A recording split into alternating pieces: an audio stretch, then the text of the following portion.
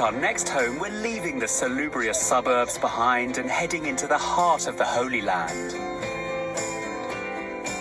This landscape's suddenly become really biblical. Have you noticed? We're bound for the rural north, where the earliest stone houses in the world have been discovered. Our next architectural treasure is built high on the slopes of the Jordan Rift Valley and gazes down on the sacred Sea of Galilee. It's going down now, The sea is actually the largest freshwater lake in Israel. And it's these azure views that inspired a local family to snap up a building plot on the outskirts of their agricultural village, where we've had to resort to Shanks's pony. I like this piece of land, but it's quite rocky. There is. And wow, look, I mean, Look at this. Oh, wow. look at the colour of it compared to the colour of this limestone. I mean, it's perfect. This is a house that truly inhabits the landscape. There's something enigmatic about it, as if it's waiting for you to peel back those shutters to reveal what's inside. Time to go in. Very much so. But what's inside? Secret box. Feels almost religious, this. Like a chapel, like a cloister. Yes.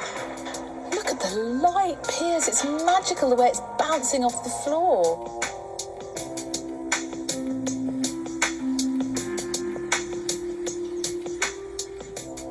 This house is beautifully crafted and understated. There is real simplicity here. The subtle use of colours and materials integrate the house into its pastoral surroundings, while its passive design keeps it cool, even in the 40-degree summer sun. Those screens just work absolutely brilliantly. This is a really ancient way of making buildings in this part of the world. These screens that filter the light, filter the heat, and make a beautiful, subtly lit, cool interior. Should we open this up a bit more? Yeah.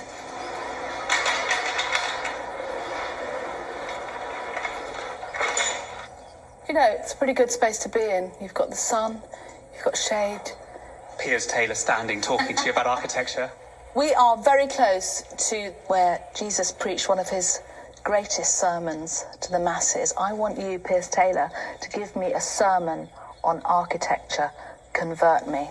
Well, my top point would be, in this part of the world, deal with heat, light and air in the most economical possible way. And this house does it beautifully. Just simple passive means of filtering heat and light and wind. And look, the whole house benefits from this simple move, and you're benefiting from it now. I'm converted, and oh, so comfortable. This entrance veranda is a key aspect of the house. It acts as a breezeway, a space between the shutters and the glass, which cools the air before it enters inside. This breezeway opens up to a large, open-plan kitchen, diner, living room, an ensuite guest room, and a utility. Upstairs, there's a main bedroom, 2 bedrooms for the children, and a comfortable family sitting area which leads onto a generous balcony. Like the ground floor, upstairs is bathed in gentle light. The unassuming rooms never distract from the beauty of the landscape.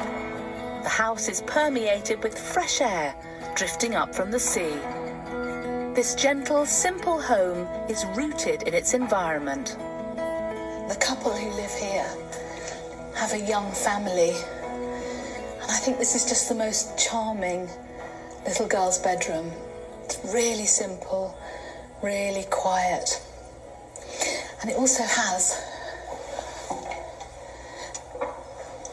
its own miniature version of all the other shutters in the house.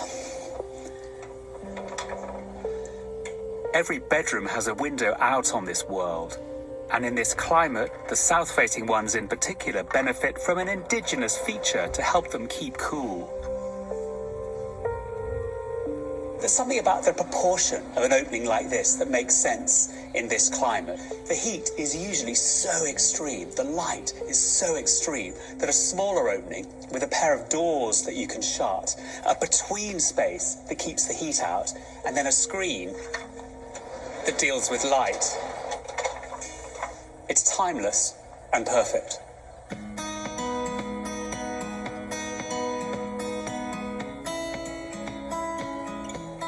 One of the things I really love about these shutters is that they're almost industrial or rural. They're like they're part of this sort of countryside, really, because they could easily be on a cow barn or on a cattle shed. There's nothing remotely pretentious about them. They just do their job in a really simple and beautiful way. This lovely house was designed by husband and wife, acclaimed architects Galit and Yaron Galani. What starting point did you have? I mean, because it does have the most, probably one of the most extraordinary views in the world, actually. Was that quite a daunting thing for an architect? More than that, it was a privilege. It just dictated all the design. The fact that we wanted to open to the south and the east to really engage with this ancient landscape. To guarantee the sweeping views, the house had to face south, directly into the searing sun, which in turn pushed Galit and Yaron to create a distinctive look, with balconies, breezeways, and of course, the shutters. Were there any challenges with the build? Anything that you came up against that was difficult to deal with? The budget. If you have less money, you must work harder. I think that's right. I do, and I think with your house here, that's what we sense. Mm-hmm. The effort and the thought that's gone into those details. But for us as visitors to the house, that's one of the magical things about the house, I think. Thank you. Thank you.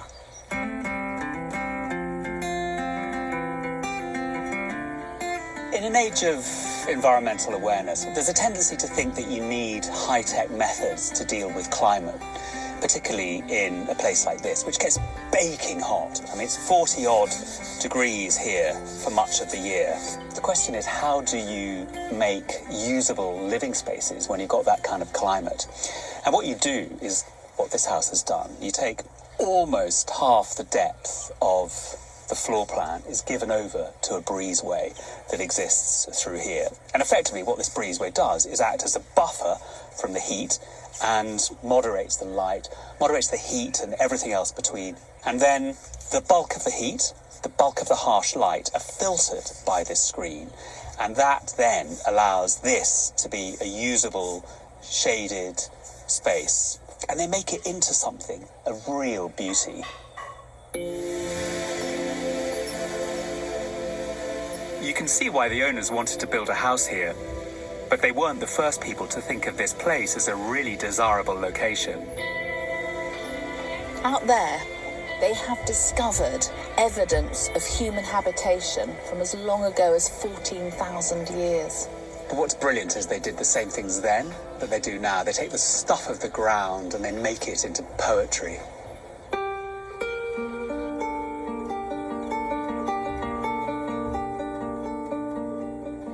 This property is poetic. It's a simple, ingenious, extraordinary family home.